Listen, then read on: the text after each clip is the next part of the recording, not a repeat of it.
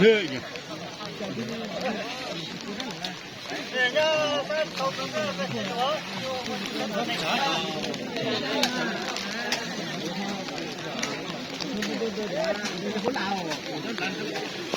Sống theo nào rồi?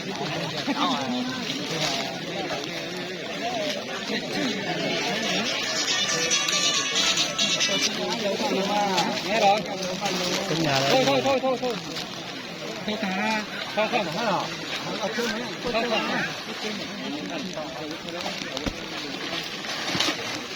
Trong nhà điếu thôi.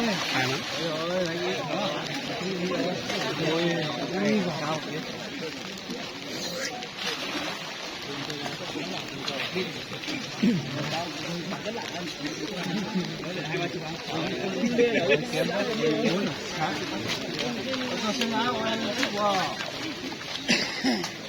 Cắt cắt luôn.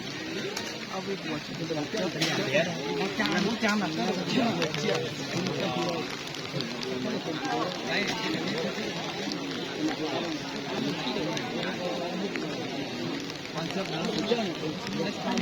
ô thằng vô lại ăn to. Em này đánh có nhà đây. Em này cái đây. Đây đánh bằng thôi. Chơi đi. Phải làm cho chơi mới đúng. Không thì đánh bằng này cái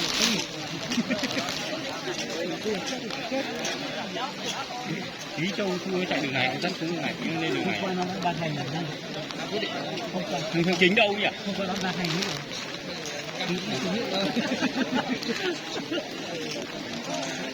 Nó đứng bên kia à? Chính ấy. Đúng. Chính nó đứng bên kia à? Dạ thế.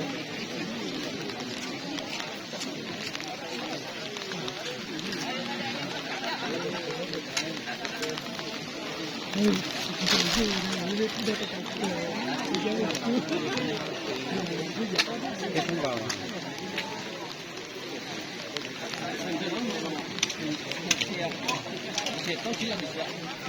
Nhà chim bò đẹp nhỉ.